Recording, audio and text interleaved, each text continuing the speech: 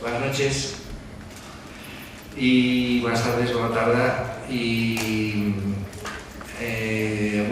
esta es la primera, parlem en castellà porque hay muchas personas de otros sitios, de México, por ejemplo, y de Colombia. Tenemos de todo. Nosotros es la primera vez que, bueno, y de Alemania, claro, está aquí Martina, que ha hecho unas clases de producción. Y tenemos, es la primera vez que dentro del máster hacemos una conferencia sobre temas directamente pensados para producción. No es una conferencia en general, sino pensada para producción y para productores, aunque se invita a todo el sector. Todo el sector está invitado, lo hemos notificado a todo el mundo, más o menos. Hemos hecho un mailing del IDEC, el nuestro, de la productora, en fin. Y entonces hoy por esto es un día importante, porque es la primera vez.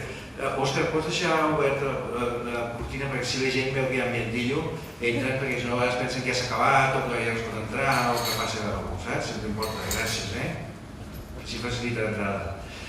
Y es un privilegio que tenemos de tener aquí a Rüdiger Suchsland, ya habéis visto su currículum, y es un privilegio porque, aparte de ser amigos, ser una persona siempre afable, cuando vas a los festivales siempre te lo encuentras, una persona simpática, con buena onda. Si estás haciendo un speech y presentando tu película y está entre el público, siempre te sientes cómodo porque ves una mirada cómplice.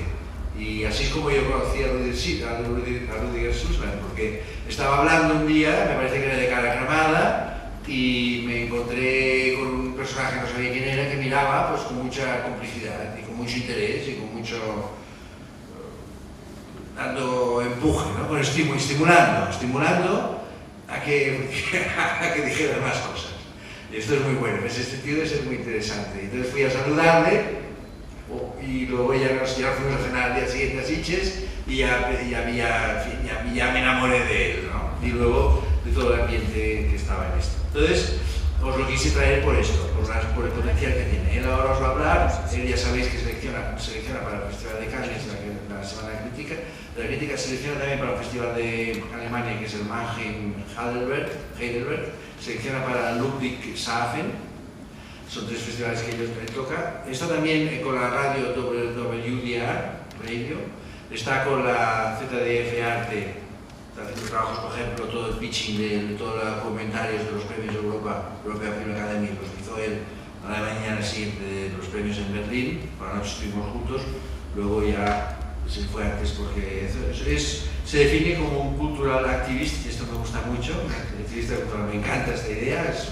precioso. Es la única persona, y me parece muy buena idea, que en su tarjeta pone cultural activist, y esto lo encuentro muy bueno, muy very nice, very nice, I like that. Y es así, es verdad, es así, es lo que hace contactos, impulsa cosas, está siempre tanto, y está en muchas movidas. Ha estado también con los periódicos del Berliner Zeitung y con el Frankfurt, exactamente esto. Y había escrito para aquellas de cinema, por ejemplo, España, ha escrito varias veces, en fin, tiene mucha obra hecha y puesta y tiene mucho futuro, es joven, tiene mucho futuro por delante. Y hoy nos va a hablar de algo que siempre los productores tenemos mancanzas, diría mancanzas. Nos falta a los productores esta capacidad de análisis de proyecto terminado, poder ver la película y decir, caray, esta película, bueno, la anécdota que me pasó a mí, porque siempre ponemos ejemplos, con Innisfree, que la llevé y todo el mundo me decía, esta película le sobran 20 minutos. Todas partes donde iba me decían, pero de esta película le sobran 20 minutos. Y yo, pues claro, cada vez más desesperado. Porque me llamaban de Fotofilm, tío, que no paga, no irá a sacar, pararemos la copia de la frontera. Y entonces te encuentras con gente como Rüdiger u otros que te dicen, no, aquí no falta 20 minutos, no falta ni un solo, no sobra ni un solo plano. O no, pero te he ido a pensarlo. Entonces un productor no sabe nunca cómo enfocar esta cosa, si es corto, si es largo, si se ha hecho adecuadamente el planteamiento. Esta es la idea de hablar de este tema. Y luego el otro, lo de seleccionar un festival, poner la película en su sitio, de todas estas cosas no sabemos. Esto es lo que nos va a explicar un poco, muy por encima, Rüdiger. Hoy lo dejaremos solo ante el peligro, que nos explique esto y nosotros a escuchar y aprender, sobre todo, y luego preguntas. Quien le interese, no os cortéis nada, es decir, una pregunta, levanta la mano, que no haya micro, se oye bien todo y le hacemos preguntas de lo que queramos, ¿vale? Y luego pues se saluda, si queréis, pues está por aquí Oriol, que es una empresa, pues es un productor amigo y bien y bueno en el futuro, pues puedes comentar de cosas, de documentales, lo que queráis, ¿vale? After they will ask you. So now everything for you. Okay. Thank you for coming. Thank you. Thank you very much. Okay. Buenas tardes. Lo siento que no puedo hablar en catalán o castellano, so I have to switch over to English. I hope that's all right for you. The title of this conference or this talk is quite a tough one. How to analyze your film, okay, we talk about that, and how to select your festival. I guess you all are filmmakers, more or less, and producers. The first thing I have to say is that you are not selecting your festival. The festival is selecting you.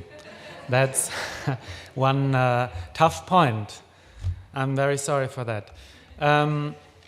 Okay, thank you very much, Paco, for this introduction. So I don't need to say a lot about myself, but just for the beginning, I will do a little bit. But first of all, when you don't understand anything, when I'm talking too fast or it's not clear, maybe in bad English, whatever, raise your hand and ask a question, as well as simple question. As you know, Oscar Wilde said, there are no stupid questions, just stupid answers. So it's my thing to be stupid. To introduce myself, in the most part of my professional life, I'm a journalist. So I analyze films and I criticize or I review them, which is not always criticizing, and talking about what the critic has to do means that, of course, we want to see great films, beautiful films, wonderful works of geniuses, and sometimes we do. And so for all critics don't hate movies, because you watch a lot of movies in your professional life. So first of all, if you get a bad review later as filmmakers, be aware that critics don't hate you. They wanted to love the film, but it failed. As it often fails, that love does not work, or is only from one side. That's life as well.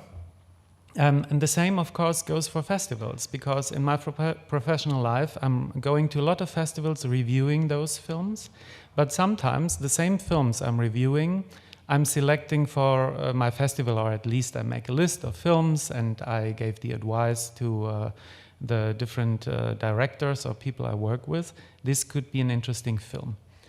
As you have heard, I'm in 2 selection committees, which is in a way one organization, I have to say, which does 2 festivals. The organization and the festival, which you probably have heard about, is Mannheim-Heidelberg. It's an international film festival held in November in 2 cities, city of Mannheim and Heidelberg. I know you all have heard about Heidelberg. Mannheim no one knows, but it's the bigger city. If you have any questions about that, I talk more later. And the same organization is holding another festival, which is Ludwigshafen, a small city on the other side of the River Rhine, but very close to Mannheim. And this is a festival not very interesting for you, because it's just for German films. So I don't talk about that. International Film Festival of Mannheim-Heidelberg is very interesting for you, because it's the 2nd oldest German film festival. It is one of the, in this way, so after the Berlinale. Berlinale is the oldest festival. So it is interesting as it is a festival for newcomers. And during the last years, there have always been at least one Spanish film. We had 1 year, 2 or 3 years ago, I think we had 5 Spanish films. There is a competition and as well another section for other films, sometimes 2 sections, depending of the money we have and depending on the quality of the films. For example, we had 1 year where we saw a lot of very good films from People's Republic of China. And it is not possible when you have 6 or 7 great films from one country to select all of them for competition, because even when they are maybe the best films, you don't do that, because suddenly the audience would think, is this a festival specialized on China or something like this? So because we wanted to show the films, what we did is we formed a special section for this 1 year. We called it Focus China or something like this. And we selected, of the Chinese films we liked, we selected 2 films for the competition, 2 films for the other official selection. The title is Discovery, which is blah blah title. Anyway, because you always discover, of course, and it doesn't mean that the competition is no discovery. So it's about marketing a lot. We see that later. And we formed, we had, I think, 6 films selected to this Focus China, as well maybe 2 films which were not so good, but good enough. And as well, we choose 2 documentaries. One was from German filmmakers about China, and the other one was by a Chinese origin American filmmaker. So this was a very good program. And I'm telling this in detail to give you an impression about the thing that the selection of a film festival, of each film festival, is very arbitrary. It is just by chance. It depends, first of all, on the films you have got, on the films which are sent to you. So, as I always try to give you some practical advice, the first thing is try everything with your film. There is no festival which is automatically not interesting. Just, of course, when you have a short film, you can't, and a short fiction film, you can't send it to a documentary festival. And if it's not a fantasy film, you can't send it to a fantasy festival. So, of course, there are some formal things. But, of course, most of you, I guess, if I would ask you where do you want to be with your first film, you would answer Cannes. And that's in a way right. On the other hand, you all know that it's very difficult to go to Cannes. I would always advise you, try it. Sometimes, maybe, you know yourself, the film is not good enough. It's in a way not what you want it to be, or maybe it is a film which is just from the genre, not good enough, or it is a little bit silly, and you maybe feel ashamed by the thought that people you like very much, you admire very much, would watch this movie. Then, of course, the first advice would be, if possible, do a better movie. Go back to the editing room. If it's by any ways possible, make a better movie. But if not, of course, maybe you would not try to go to Cannes, because you know it's just money thrown away. So be realist, be in a way humble, of course. On the other hand, try everything, because you never know what will happen in a decision process of a film festival. For example, in this festival, Mannheim-Heidelberg, we are selecting around 60 films per year, and then we have a retrospective. We are 4 guys who select these films. And we have some scouts. They are people, they are not paid, they are just paid for when a film they recommended is selected by us, then they get some money, but it's not very much. And usually it's just friends, and you invite them to the festival, and it's the same as well. I'm working for 2 festivals as a scout, but that's more or less, it's half official, and you get a better invitation or something like that. And maybe some of you, you never know, some of you will work later in a world sales company, or will work as an independent producer, which do not earn enough money to live from this money, so you need additional work. And why not? My one very important advice, how to deal as a producer with festivals. By the way, you all are producers, I think, yeah? Or you will become producers. Or are there some people who are directors? Ah, yeah. Because also some. Because for directors, of course, it's a little bit different, but we can talk about both things because I have some advice for the producers-director relations as well. If you are a producer, of course, for the director it's the same, but I guess for a producer it's much more important. You should go to a lot of festivals. I know the remark of some people working in the film business, I won't go to Cannes before they select my film. That's stupid, so you maybe never go to Cannes. And why shouldn't you go to Cannes? It is like Venice, like the Berlinale, like in Spain, San Sebastian, like Locarno, for example. Those are all important film festivals. I could mention some more. I talk about that later as well, if we have enough time. Of course, you should go to a festival like this to know it. It's a very good place to meet people. It's a very good place to make contacts, to present yourself to some companies, but much more important, to go to the market, and in the market they have different boxes for a lot of companies you've never heard of. They all have their prospects, they all have their business card. You should bring your business card, of course, a very important thing, very primitive. I have a lot of this kind of primitive advice, but that's very important. Yeah, you go there, and then it's complicated to write down your number. You maybe have no pen, they don't have a paper, or they lose the paper. Business card is much better. So have a business card, maybe with some special thing like the cultural activists. When people read it, everyone knows it, and it stays in your brain, and that's one of the reasons I did it in my business card. So try to have something which is exceptional, which is a little bit different to anyone else. Of course, you should just walk around, look around. You should watch a lot of films. Of course, you can watch films in the cinema, but there you will just see a certain kind of films. In film festivals, you will see much more diversity, diverse films. You will watch films you will never see in the Spanish cinemas or in any European cinema. The biggest problem for, I guess, all the producers, we have some here, like I know Paco, I know Luis, as well Martina. For those producers who produce art house films is they know a lot of projects which will never be produced because those projects just exist in thought or on paper. The second thing is that a lot of people maybe wanted to produce a film, but there was not enough money. So it's not produced for that reason. Another reason is that maybe the film, or another thing is that maybe the film has been produced, but then no one is seeing it because no festival invites it, there is no distributor, no world sales. So there are a lot of reasons.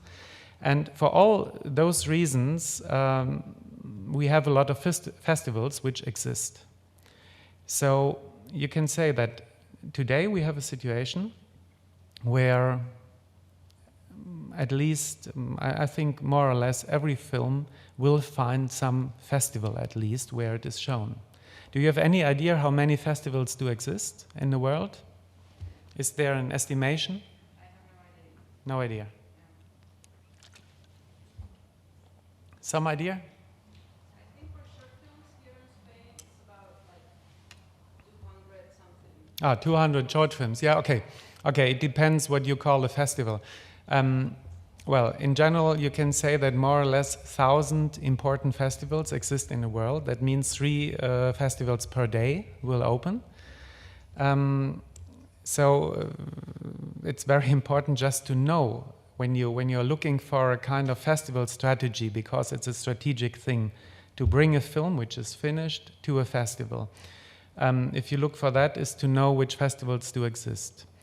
What is quite clear is that we have a certain hierarchy in these festivals. This hierarchy is a kind of official hierarchy, but as well it is very unofficial. The official part of the hierarchy is the so-called FIAP.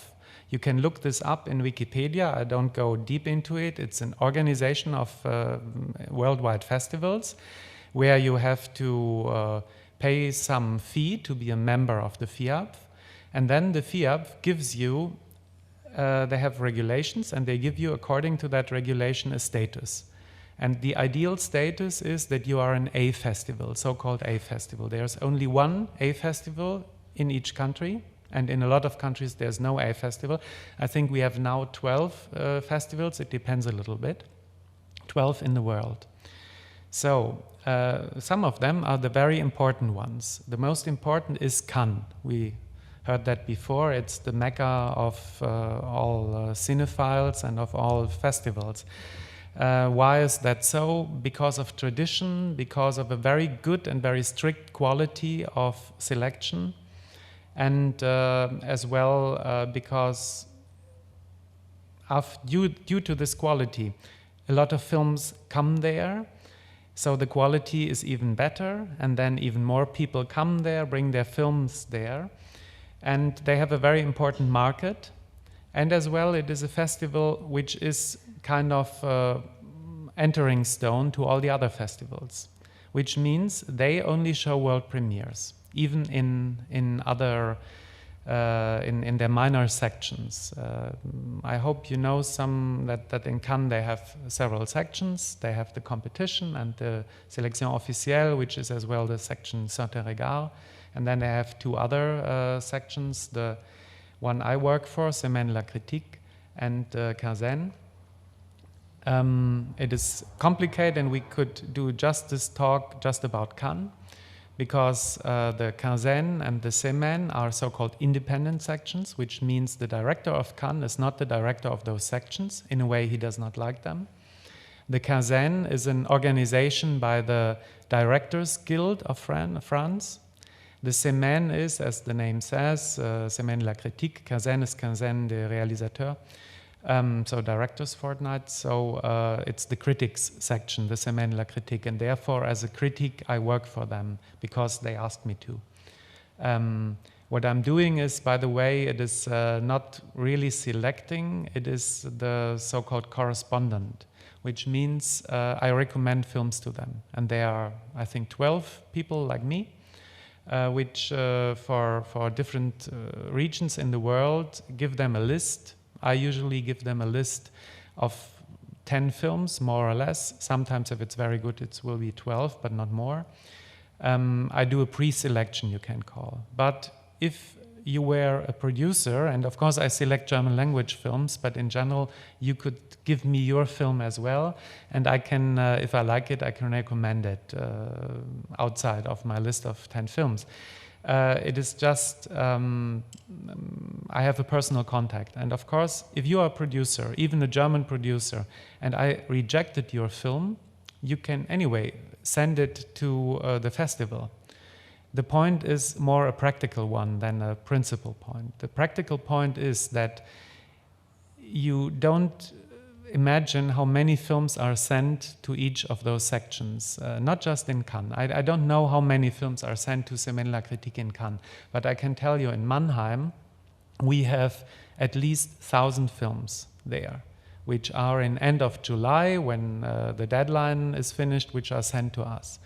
And some of the films, some more films would be sent if we wouldn't have pre-selected them and rejected, or of course we have criteria for selection. But of course in this 1,000 films you have a lot of films which don't fulfill the criteria. But at the end, it's very easy to have, let's say, 800 films which we have to see in a way. I come to that later as well, how we see it. In Cannes, I guess it's 2,000 or 3,000 films to Semaine la Critique. So they need the correspondence because no one can watch those films in a very short amount of time. About this thing, watching the films, we maybe, I have to give you some disillusional remarks, because try to think it over. How can you watch 800 films when you are 4 people? Of course, it is not possible. And as far as I know, and people tell me, no selection committee I know, not in Cannes, not in other festivals, especially not in smaller festivals, watch all the films from the first minute to the end. So in my practical experience, there are some things which are, I think, maybe important for producers. First is to have no illusions about it, and to be not angry if you realize, maybe you know some person working for a festival, you meet him, did you watch my film, the usual conversation, oh yes, yes, yes, I have to think it over, you find some way, you don't remember usually because you see so many films, and maybe you remember, and then you know the film has been selected. Of course you always can say, oh, it was my boss, I like the film, but, yeah, you have this way of talking. Sometimes it's true, quite often it's true, but sometimes, of course, it's not true, and you were the guy who rejected the film, but you don't want to have this talk now late in the evening with a beer. So I can understand every filmmaker and producer who is angry about that, but try to put yourself in the shoes of the other side. So what is happening, in fact, is that nowadays, in the DVD age, a DVD is sent and the DVD is watched, usually by one person, sometimes by more than one. And my experience is that the first 15 minutes decide everything. Quite often it's the first 5 minutes. So the most important thing of all, and I don't take you for idiots, but I say this, the most important thing is that the DVD works. You don't imagine how often this does not happen. So when you are a producer, you should, it is maybe the stupid work and you have much more important things to do, but when you send out any DVD copy, check them. Check them, not just the first minute, but at least the first 15, better the whole film. If it has been done, the burning has been done maybe by some students, nothing against students, yeah, by some freelance worker who does not know what to look for. And check it at different computers or something, not on one computer or one DVD player, because sometimes a DVD works on your own computer and nowhere else because it has not been finalized and all this bullshit. I know it sounds a bit shitty, but that's the way it is. Quite often, 10% there are some problems with DVDs. Sometimes they work, but the image is not good. Sometimes the ratio is not good. Sometimes the subtitles don't fit in. So I understand some Spanish. I can maybe watch a Spanish film, but I can't watch a Chinese film without subtitles. Or I can watch it, but what will be the result? And so this is the first remark. The second remark is, quite often a producer is under pressure. You have to finish the film. You maybe fight with the director, you maybe fight with the studio that they have no time to finish the film, the music must be done, whatever. It is very important that at least you try to make the beginning of the film, the first 15, 20 minutes, better the whole film of course, as good as possible, as perfect as possible. And if it's not perfect and you know that, it's a very tough decision. First of all is to be open, to be frank, to tell the people the film is not finished. Some producers don't want to tell it because they think it sounds unprofessional or something like this. But if you don't know the film is not finished, you take the not finished film as a finished. And you say, oh, what strange sound, what shitty music, but it's just layout music, yeah, stuff like this. And you have, of course, it is always good to give a description how the finishing shall be, how the music, for example, shall be, or something like this. It is, of course, by the way, another shitty remark, it is very important that on the DVD, if it's a private burn, you write down a contact address and the title of the film. Because if it's not written down, imagine first someone is opening the mail, then they put it in some kind of archive where the selection committee shall find the film. The selection committee has a small tower of films, and of course we have 2 or 3 DVD players. If one does not work, we try the next, and this can happen for the country code thing. It is always very complicated. Sometimes you mix it up. You don't want to, but you mix it up. And then it's very difficult, if there's nothing written on the DVD, to find the right connection. As well, of course, it is very important, as we all have to watch. Let's say we like a film for the first 10 or 15 minutes, but we have no time because it's just some days to the deadline. We have no time to watch it now the whole time and in the usual length. So we fast forward, of course. So please make it possible that we can fast forward it. Because some very clever producers think, okay, I make a kind of block that they can't fast forward my film, or no chapters and stuff like this, and so they have to watch the whole film. This won't happen. So we don't watch anything. And that's not what you want from us. So you have to think practical and put yourself in our shoes. That is the general thing in all aspects. As well, of course, to give you some impression how a festival would think. I told you before, you should go to festivals and get an impression of the festival and be there, of course, to know more people, to know more companies, to watch a lot of films. Another thing is that each festival has a kind of its own taste, a kind of character. And it is the most difficult thing if someone hasn't never been in a certain festival, especially the better festivals like Venice, like Cannes, like San Sebastian, like the Berlinale, as well smaller festivals like you have Gijón or Sitges. Both very good festivals, by the way, until now. About Gijón, maybe we talk later.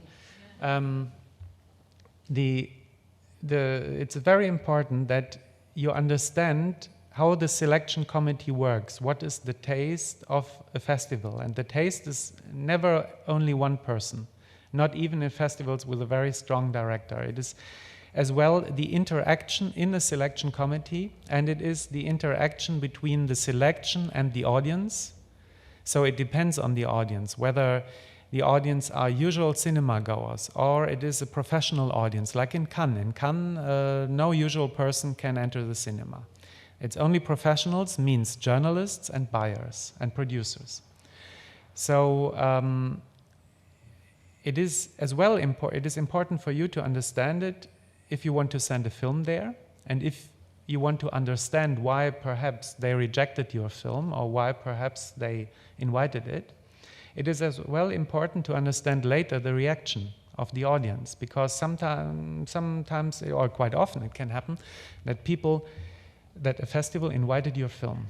But there was a lot of applause in the screening, but the critics are very bad. Why?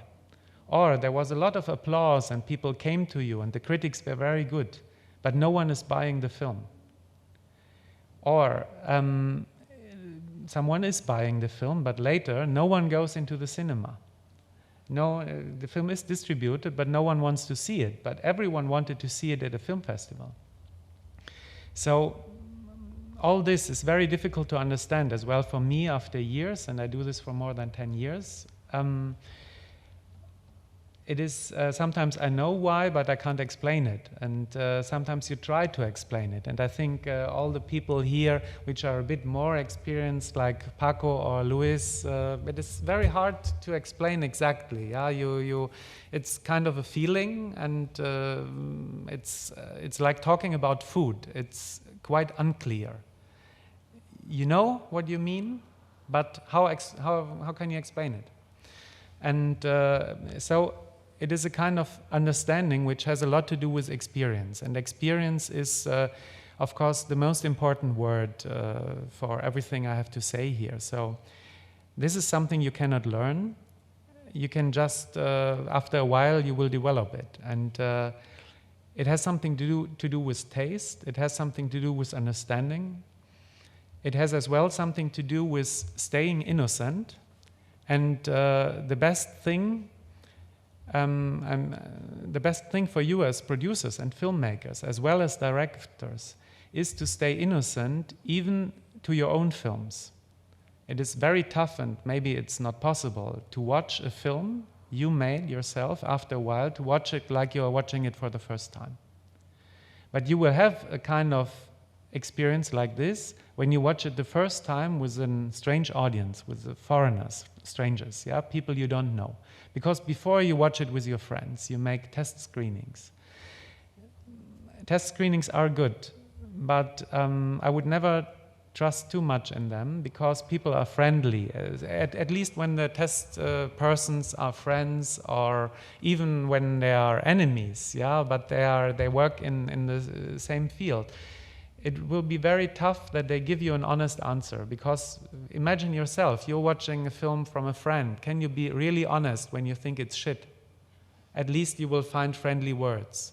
And when you think it's great, will they believe you? Or will they think you're just saying this because you want to be friendly?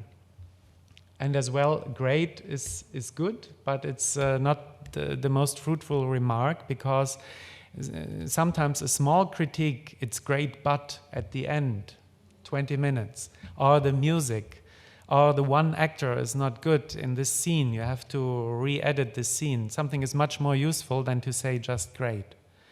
So the best thing is to watch a film in an innocent way and try to put yourself again in the shoes of the others and of other persons.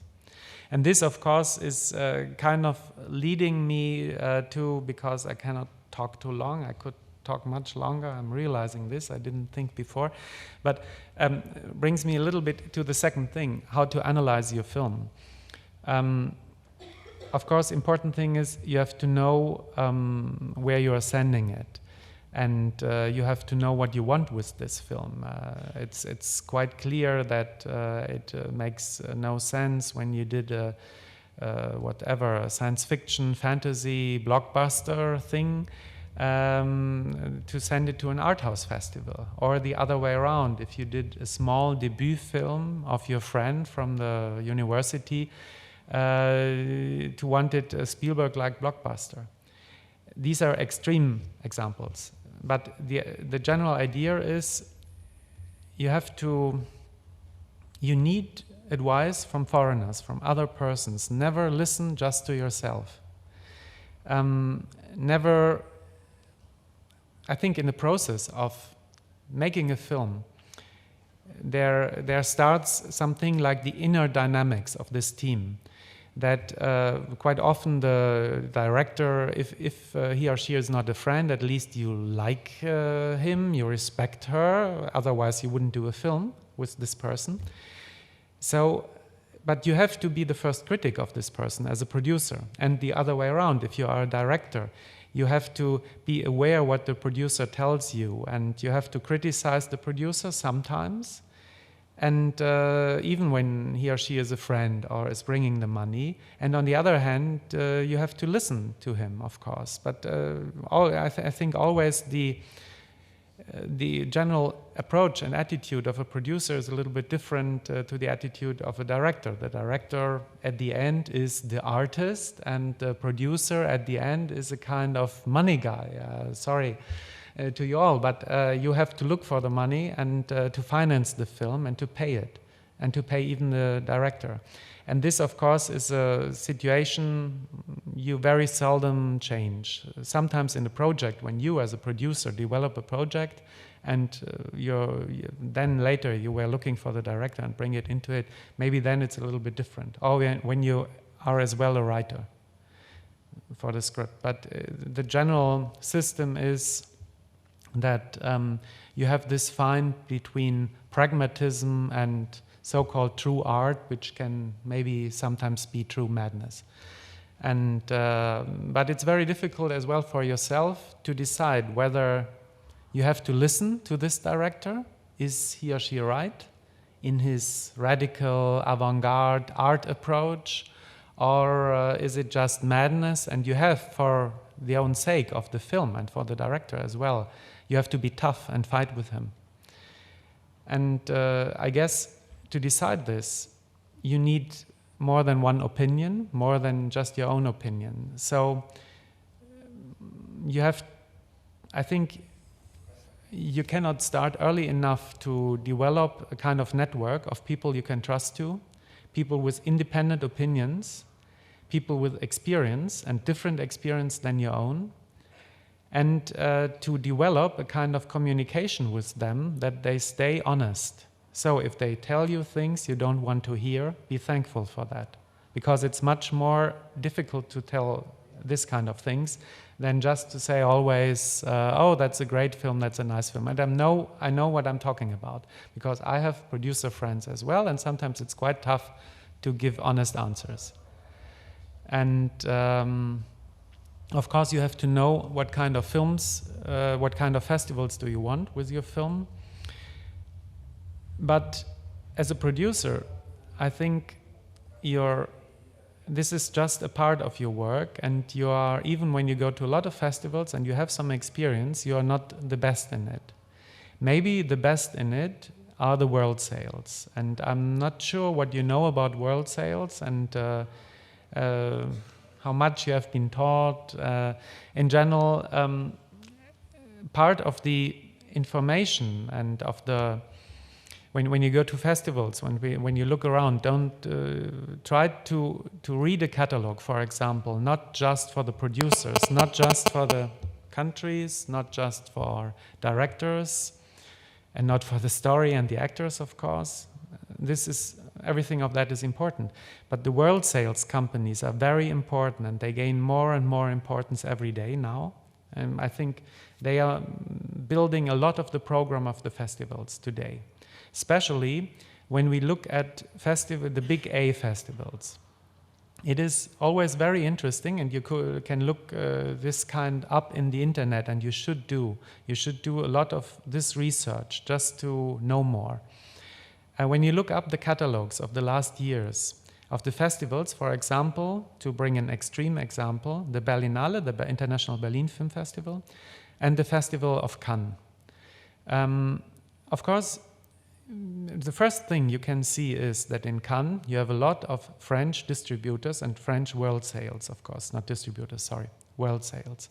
You have Wild Bunch, you have Film Distribution, you have Pathé, you have a lot more, Celluloid Dreams, of course. Fortissimo is a special thing. Fortissimo is quite well connected in all three festivals. It is maybe the world sales, which has never many films, but always some films in those big three festivals, which is Venice, Cannes, and Berlin. In Berlin, especially in the last 3-4 years, there are a lot of films. There's never or maybe one Wild Bunch film. There's not very much of Celluloid Dreams. There is less Fortissimo, but at least some. I think there are 2 or 3 films, sometimes by Film Distribution. I'm speaking about the competition. But the same is for the minor sections in general. And there are a lot of films in the last years by Match Factory, which is a German world sales, which was founded by a guy who worked before for Bavaria, German world sales. Match Factory.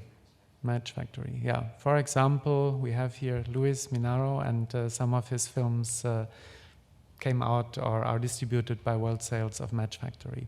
And of course, look this up, yeah, for your own film. If you have any film ready, it will be very important to find the world sales, because they will help your film to get attention, to be invited in festivals. And in general, these festival invitations and these festival programs are as well sometimes made by power games. It is not, what I want to say is not for a festival like Mannheim, Heidelberg, or Gijón, or Turin. It's not very important. Sometimes it is, but this is not really the thing. But for festivals like Berlin or Cannes or Venice, there are a lot of power games. You can be sure you have, in a competition like this, you have between 20 and 25 films. You can be sure there must be some American films for bringing stars on the red carpet. So you have films by the big American studios. Usually you know what will be ready and will not be distributed in the country. So you know more or less which films. There's a list of maybe 10 films, and 5 of them quite sure will be in this festival. And then you have, in a festival, you have always some national films, so French, Italian, German films in those, Spanish films in San Sebastian. Quite often you have more in San Sebastian, but as well in the other festivals you have at least one Latin American film. You have some Asian films. As well there, it's always a mixture between big names, well-known, internationally well-known names of those countries, and newcomers. Festivals usually want to discover something. So if you have a very good world sales, they can help you to be invited. Sometimes it would work like this. They say, this is a newcomer film, and we think it has a lot of potential, and we are putting this in a package with a film of a well-known director, or with a film with some big stars in it, because usually newcomer films don't have any stars. Sometimes yes, but usually not. And then they will form a package of 2, 3, 4 films, and they will, the world sales will say, okay, we know you want this film for the quality reason. You want this film for the star reason. You have those 2 films, but you have to take the 2 other films. The one you didn't like, but we think it's a very good film as well for you. And number 4, we know it's not a good film for you. It's shit, but we have to sell it. So we need the competition. And a lot of deals are made like this. Of course, world sales always has international films. So the national paradigm, which I was telling before, is one thing. The world sales paradigm is as well very important. So in general, you can say, just on paper, 1 month or maybe 2 months before the selection is brought to the press attention, you can say, from this 20 to 25 positions in the competition, 15 are already over, maybe 20, depending. And you maybe know that already in French magazines there's a lot of speculation which films will be in Cannes, which films will be ready for Cannes. It is always now is the question, what will be ready for Cannes? In May, there's the questions, maybe in April already, what will be ready for Locarno and Venice? And in the market of those big festivals, Cannes has a very big market, Berlin has a very big market.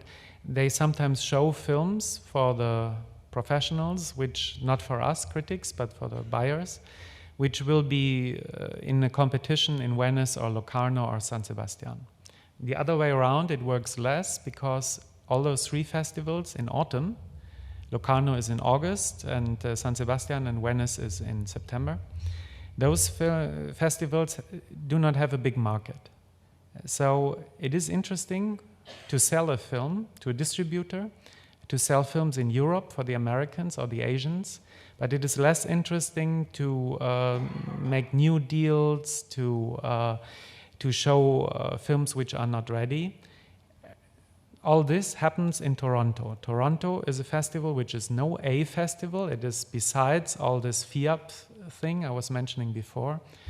And it is kind of a marketplace on the one hand, and on the other hand, it's a kind of stage for American or English language films, for some Asian films, for some European films, which shall be sold for the world market and the non-American or non-English language films as well for the American market. So, if we speak about how to analyze your film, you have to have all this in mind, and you have to have in mind that it's never just the quality which decides, but a lot of criteria.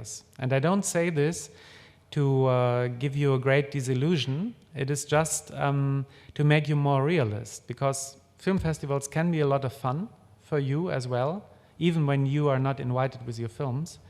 But they are they are no fun if you have the wrong expectations and if you have no experience and you don't know what you want there. You can be very lonely, and of course going to Cannes is not about going to parties. The parties are not even very good in Cannes.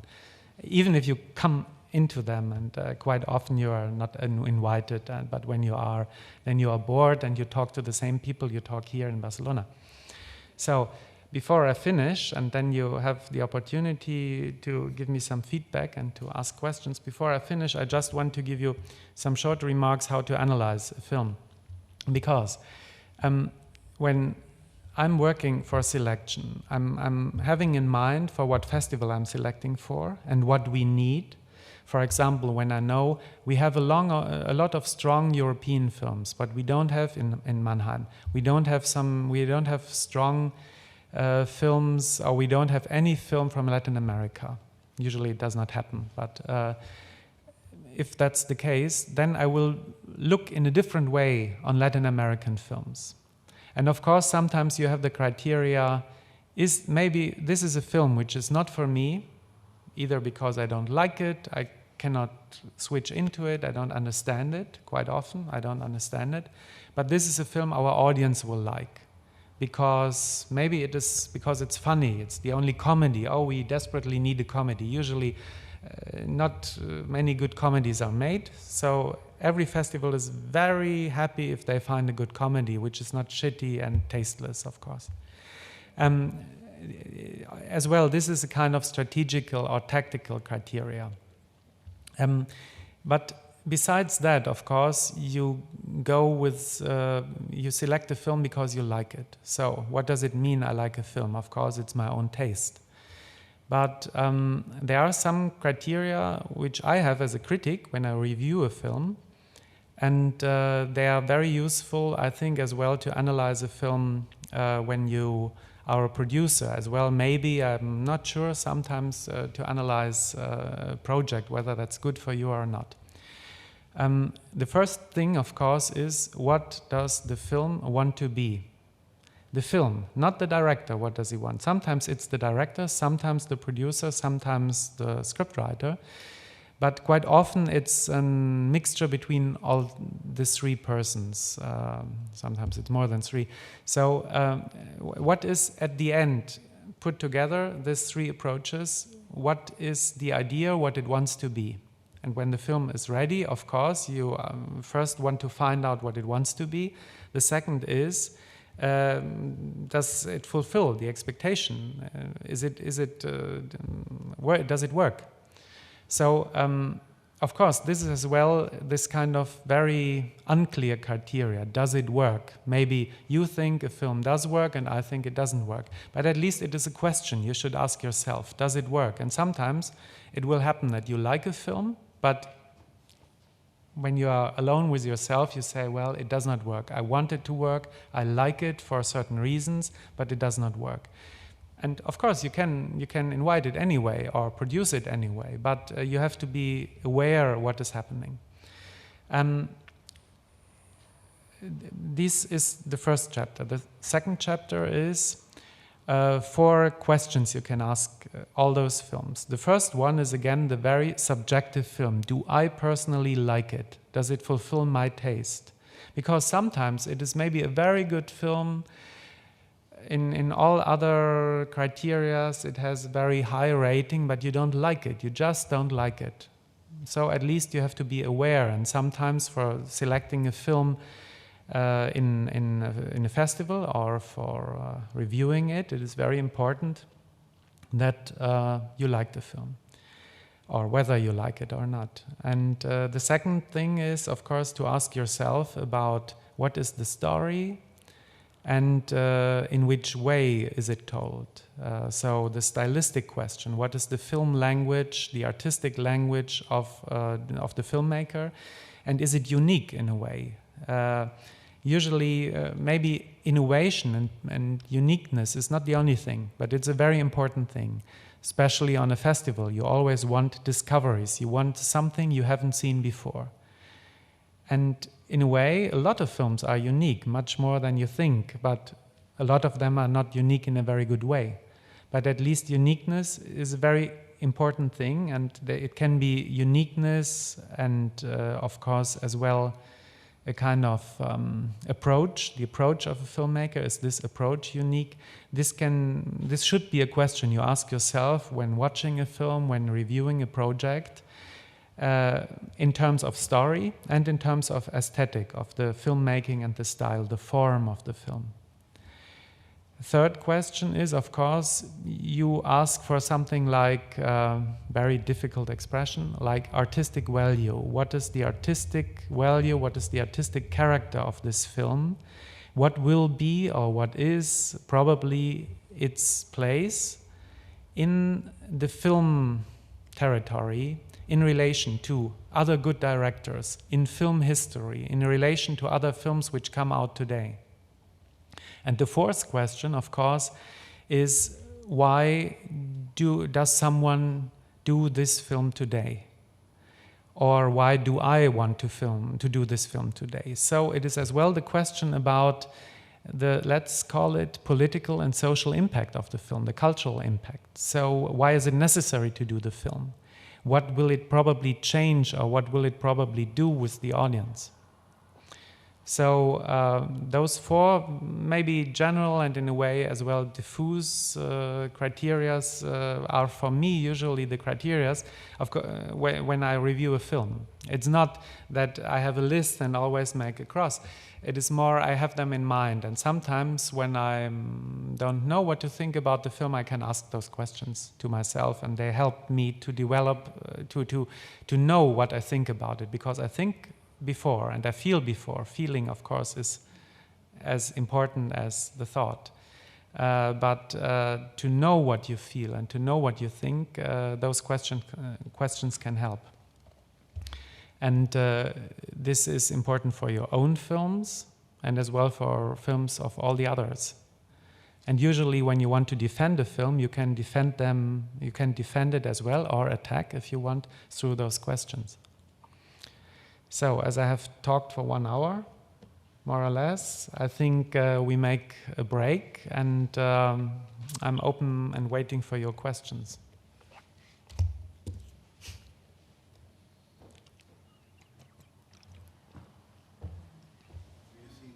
Do you think you have finished? Well, I tried to finish. Okay. I don't think I finished, no. No. ¿Qué tal?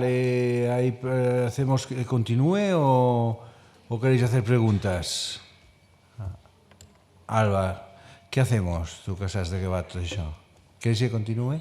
If you think you can continue, you can. If you think perhaps we feel Okay. that perhaps you just continue I can- que 10 minutos o quizá perhaps you can continue 10 minutes, 15 minutes. In Sure. English. I think, no? I have at least one thing I can tell you, one more practical advice. I think I mentioned 3 or 4 times. We will come to that later, and I didn't come to it, so you have to remind me. But one thing which is quite important, because your work as producer does not finish when you have finished the film, and when you have been invited to a festival. First thing is, and this is science for its own, it's the so-called festival strategy. Because when you have, for example, you are lucky and you have done a very good film and have been invited to Cannes, what do you do then? Because with Cannes, in a way it is very easy, and in a way it is very complicated. In Cannes, it depends as well on the questions we were raising before, like, do you have a world sales or don't you have a world sales? Of course, I think you know this, everyone knows it. When you have an invitation to Cannes and you don't have a world sales, it's good for you because it raises the price. And I think it would be very useful for a lot of you to work with a world sales company, at least for 1 month as a kind of freelance worker, because you have to know how they think. I did not do that, but I know there are some scientific papers from people I know how world sales work. I did not read them until now, so I just have a personal impression. But I think it is very important as well, just for the money reason. You have to know what is a fair price, and of course, you through experience again. After a while, you know what is a good price, what is real, what is too high, what is not high enough. But as earlier is better to know that. And of course, the world sales will help you a lot with festival strategy, and as well, it will maybe sometimes do the festival strategy for you, which does not mean that this is the best way. Because if you have if you have, for example, very great, important world sales, let's say Wild Bunch, you have to be aware that they have a lot of films, and your film won't be the most important for them. And secondly, maybe your film, when it's invited to Cannes competition, is the most important for it, for them. But then 4 weeks later is the next festival, they have new films, and maybe they have the impression, oh, this film is not selling as good as we expected, so your film is not still on top position, it is on position 10 or 20. And someday it is just in the box with the 50 other films they haven't sold in certain territories, and they bring again to the festivals where they have their table, but they don't work a lot for this specific film. That's bad for you. When you have a smaller world sales, they will maybe be much more engaged and work much better. On the other hand, when you have a world sales which is too small, it has no power, no market power, no one is interested in them, no festival cares what deals they offer, and much more important, there are as well world sales which don't earn money by selling your film. They just earn money by selling the film to the festival. So they take a certain festival fee that the film is shown on a festival, but you don't earn any money with that, they do. So it would be as well very useful to know a person who is a specialist in film law and media law and can first of all help you to analyze the very complicated contract, and as well help you to deal with the world sales that maybe you have the right to speak about strategy, to give your input about festival strategy. Because it is always the most important thing, besides experience, is personal contact and personal networking. So it helps when you know someone working for a festival, it helps that you get invited. And so sometimes you can do much more than a world sales company can do. And as well, you have to be very much aware that usually festivals exclude each other, which means when you are, let's say, in a Spanish festival, you can't send your film to Cannes later. Maybe Semaine la Critique sometimes when you do the Spanish film, because Semaine la Critique and as well Quinzaine, they don't care so much about national premieres, but it's only the national premiere. When you have produced a Portuguese or French film and you will send it to Cannes, then they won't take it, because it has, after the Spanish premiere, because it had an international premiere. So you have to be aware of that world premiere, then the international premiere, the continental premiere, like European or Latin American premiere, and then national premiere. And you have to know the festivals as good as possible, to know what kind of premieres they show. And those kind of premieres, this character of the program of a festival makes the hierarchy between them.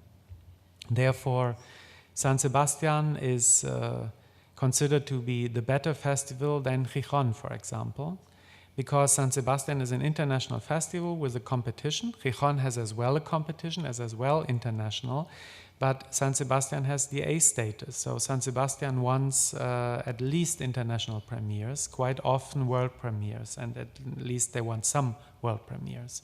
In Gijón, that's not necessary. In Gijón, they have a very good competition up to now, but in the competition they show films which have been, for example, in Kazan and Semaine and Cannes, or in Horizonte section, so the non-competitive section of the Festival of Venice. And so you have to be aware of that and send your film to all the festivals, because the feedback is very good for you. But don't say yes too early to any invitation, because some invitations will come very early. And then you need to know what kind of festival you send it to. One other thing is very important, it's publicity. Festivals are important to sell a film, but they are as well important that for the attention of the film, so for the press work. And I guess you all know some newspapers and magazines in Spain writing about films and the character of it.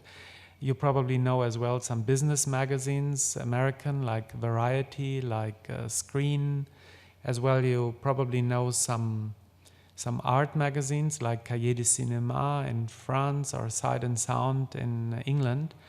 All those types have a different character of reviewing a film. So the same film will be which has maybe a good review in Variety, will have maybe a bad review in Sight and Sound, and will have a mediocre review in a Spanish daily. It depends. Yeah, it can be the same, can be different. And you meet, especially the international journalists, you meet at a festival. And what is very important, of course, is that they write about your film. And that it's more important that they write about it than they write a good review. But of course, better a good review than a bad one. And especially those American business magazines, as well, some well-known and much read papers like Sight and Sound or Cahiers, or like national dailies, like the Spanish El País is, of course, a paper Spanish-speaking international audience is reading. What a pity, but El Público or Vanguardia, they don't read. Usually. I don't know why, but it is like this. It's a paper which is considered to be the voice of Spain. Especially in El País, that's a problem, because I know, and you all know, that the critic is a special guy, and he's well known for being so special even outside of Spain. But it's like it is. The same is that in France it would be Le Monde usually, in maybe Libération as well. In England it would be the Guardian and maybe the Times. So it is always important what those papers write, because in the internet usually a lot of the international audience read it. Especially the English and English language papers are very important. So the Americans, and maybe you all know some internet pages like Metacritic, where you can read the American reviews. You can read 20 or 30 reviews about not just American films. And through the IMDb, you will find as well a lot of other, usually the English language international reviews. And what is important for you is, in the way you can, to influence what they write. The best way to influence is to make a good film, a great film, which gives the answer to all the questions. But usually is that no film, even the very great ones, are reviewed in the same opinion by all the papers. So you can influence this. Of course, if you have a publicity agent, and as well, something you have to be aware of is that most films in international festivals have publicity agents. Usually, as well, when the distributors here in Spain, like in Germany, have publicity agents, and they are usually national agents. At festivals, of course, some of them work as well at international festivals, but usual is that they are special agents for international festivals. So you have, again, to go to a festival and try to know them, or ask colleagues who already had a film there, ask them about their experience. It's very hard to say. Of course, there are better and not so good agents, but sometimes there might be an agent very good for one film, which is bad for the other. So it depends as well on the character of the film, and whether it's for the art house audience, whether it's a documentary, or from which region it is, and whatever. Another thing which is very important is that those press agents organize interviews. So they need to be good, to have good contacts and everything of this area, but as well they are the persons, especially when you are, perhaps when you are not there at the festival, who deal with your film, who make contacts, who give your contact to someone who is asking for it, to deal with the director or actor who are the only persons representing your film, not you as the producer. So they have to be, as well, in a very simple way, they have to be nice, they have to be open. If you have a complicated director or a complicated actor, they have to know how to deal with these complications. It depends on the problem you have. Yeah, it's it's very different. One could tell a lot of stories, but I don't. What is maybe the most important thing and the thing you can influence the most, and this is as well important for the directors here, because they are the main stars of the press conference. That's the press conference. In the bigger festivals like Cannes or San Sebastian, you have a press conference. There will be international journalist audience. My experience is that, first of all, don't expect too much. Sometimes there are just 10 people in the audience, 10 journalists. That is maybe all right, because it depends on the festival. In some festivals there are only 30 journalists which have an accreditation. As well, those journalists have a lot to do. Maybe there's another film, maybe there's another press conference, maybe the time is for other reasons not a good time. So therefore you need a press agent, because they will organize interviews as well, and kind of smaller press conferences, meaning interviews with 10 journalists in the same time. Usually in a press conference like this, it's not about the producer, even when you sit there. And my advice would be calm, don't talk too much, because the journalists are interested in the actors and in the director. So it's not about you correcting the director on stage. This gives a bad impression, even when the director is talking bullshit. On the other hand, the director should be aware that this is not a private chat. It is a kind of selling event. So as well, the directors and you as producers have to sell the film.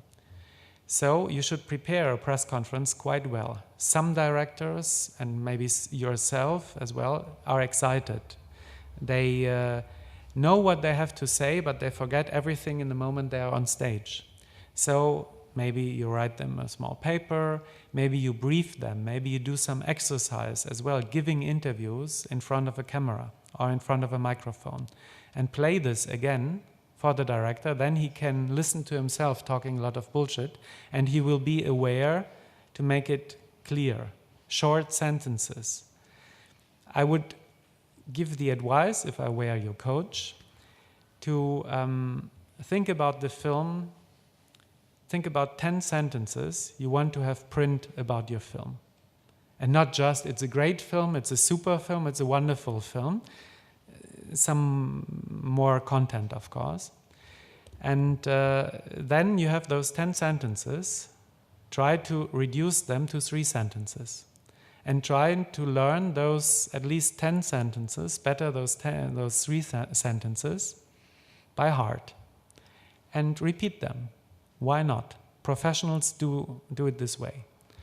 As well, if there is a question which is silly or you don't like, don't answer, that's a silly question. Just answer no comment if it's really a stupid question, or better answer something like, that's not a bad question, or that's an interesting question. First I have to say that, and then you talk about something else and forget the question. It's not important what the question was, it's important what you answer, because your answer will be print, not the question. And there's one German director it's a famous press conference at the Berlinale, because the moderator of the Berlinale, he announced him the right name and said this is the director of the movie, but he forgot he's as well the producer. So the first thing the director said, well, I'm as well the producer of that film and you should know that. And at that moment, everyone thought, oh, what an arrogant shit. And he continued like this. He was correcting the journalist just because he was so excited and because the press agent told him, well, the press screening was not as good, which is you should never tell any director or actor before a press conference or at a festival, even when it's true. But that's not the moment to say this. As well, after a premiere, you don't say, well, I like the film, but I have some difficulties with this and that.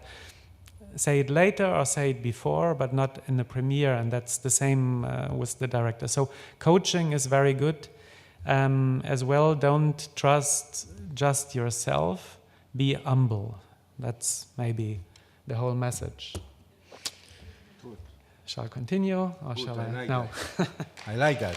We like that. Good conference. Good things. Nice to listen that. Yeah, really. Es como estar en los cuentos al lado de un fuego que el abuelito te cuenta historias, ¿no? Sí, really nice to listen all of that. Thank you. Escolta, preguntar tot el que queráis. Di.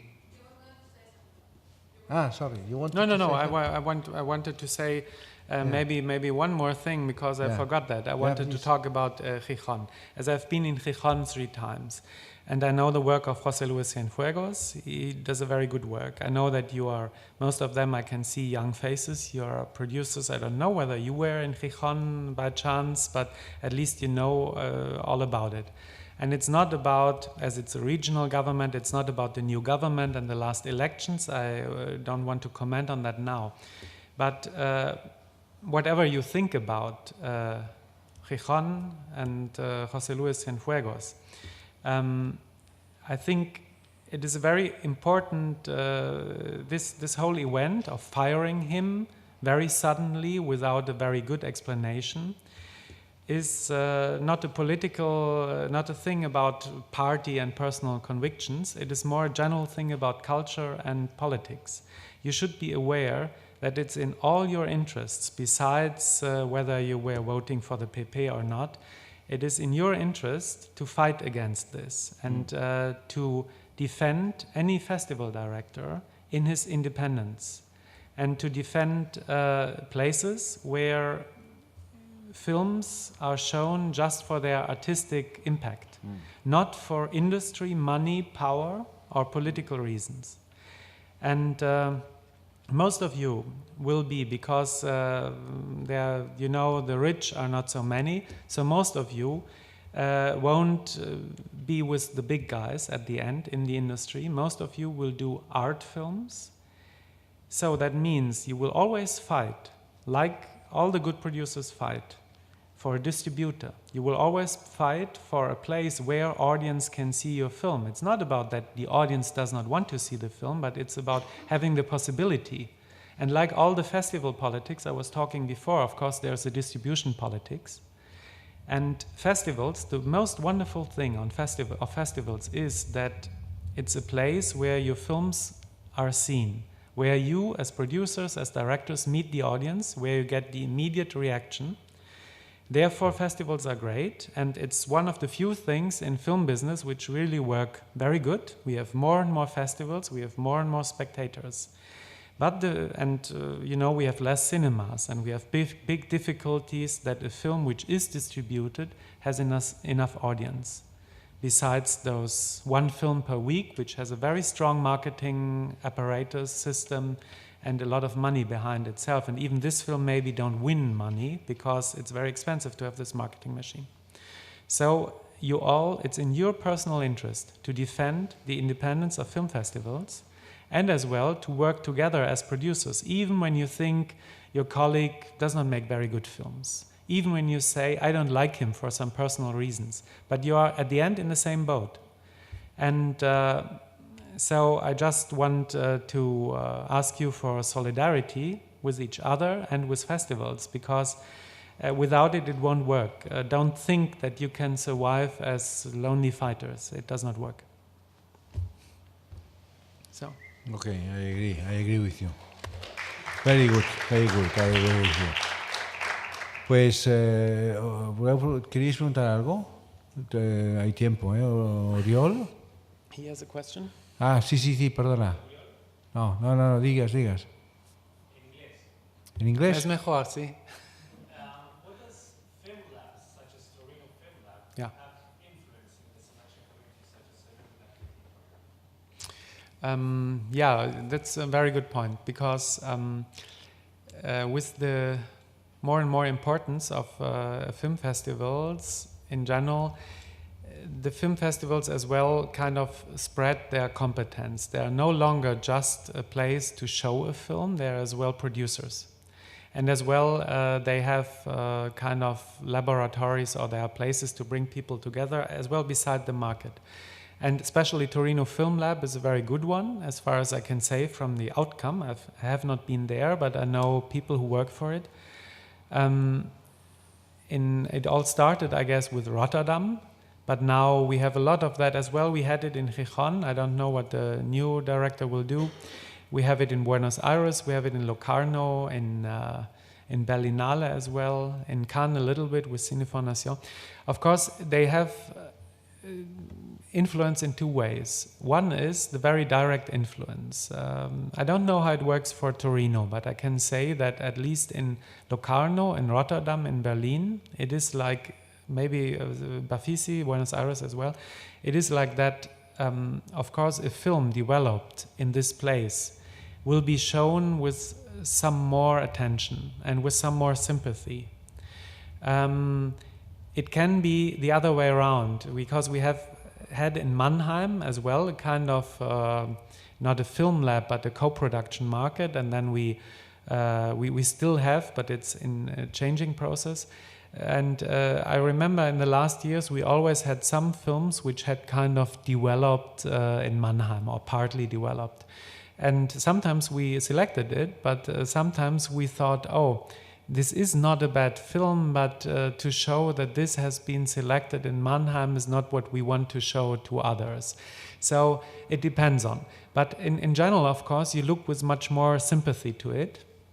And of course, for the money givers, usually the state money, you want to show that your film lab is a success. So that's one point. And you can, when you check out, you will see that a lot of films developed in a festival, there's always one or two films at least which are shown there again when it's ready. Maybe not in competition. The other thing is that, of course, depending on the festival, festivals have a certain character, as I said, and this is the same for the film labs. So I can say a Rotterdam film must be usually a good art film with some avant-garde flair, not too art house mainstream. The Berlinale would be much more art house mainstream usually, the World Cinema Fund. It is more about rich Europeans giving money to third world countries, and it's a bit more about influence of television, which is much less in the Rotterdam lab, for example. In Locarno, it is much tougher to say. In Torino, there's usually this connection to Buenos Aires and as well to Gijón, so they kind of work together. And as all those three are very good festivals with a tough taste, tough selection for sometimes radical art house films, interested in true art, I would say that for films developed there, it's in general the same. What is an interesting point is this impact of European laboratories, because it's usually European, to films and to regions, film regions outside of Europe. Because I know even from Argentina, and they have a lot of Argentinian films have been developed with those co-production places. There are two sides. For one side, they can have some money for their films, and sometimes it's quite good films. On the other hand, I have heard as well from producers the word neo-colonialist, because there is, even by well-meaning people, a kind of influence. We have a certain image of Argentina, of the typical Argentinian films, so we will encourage those people to make typical, in our eyes, typical Argentinian films. But maybe Argentina is already at another situation and they have another taste. And as well, what about those Argentinian filmmakers who don't want to do typical Argentinian, who have different taste? What's with them? The same and even more problematic, I think, is for the Middle Eastern films, as usually a Middle Eastern film has to be about the Palestine-Israeli conflict in one way or the other. And if not, it has to be about Islamist threat or whatever you call it. And I know that for filmmakers who are not interested in those two topics, it's very difficult to get finance and to get their projects financed by European money. And on the other hand, bad filmmakers make the perfect lab film, about suicide assassins and some marriage between Palestine Jewish people. So, recipe films. So that's the danger. Pero siempre, siempre está bien lo de los film labs estos, ¿eh?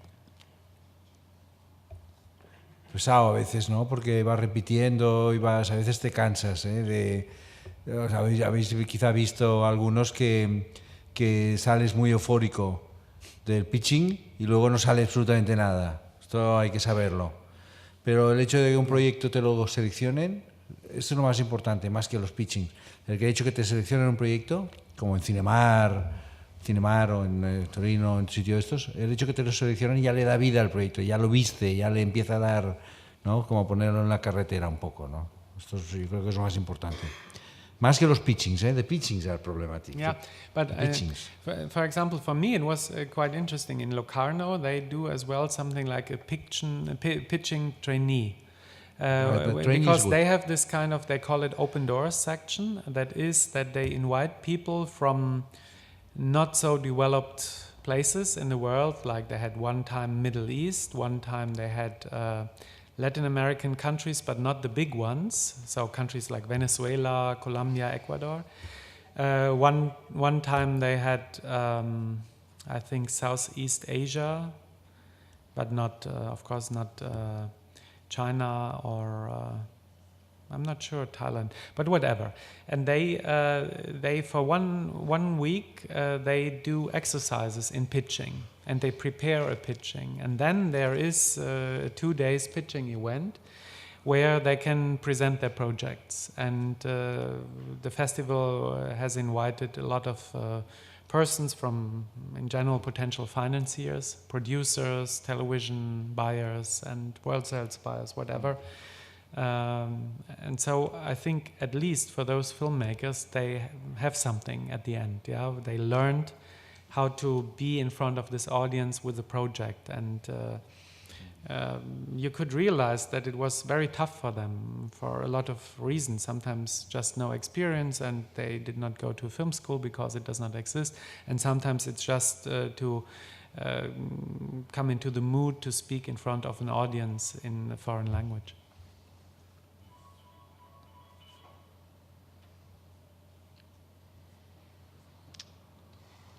Well, no more questions.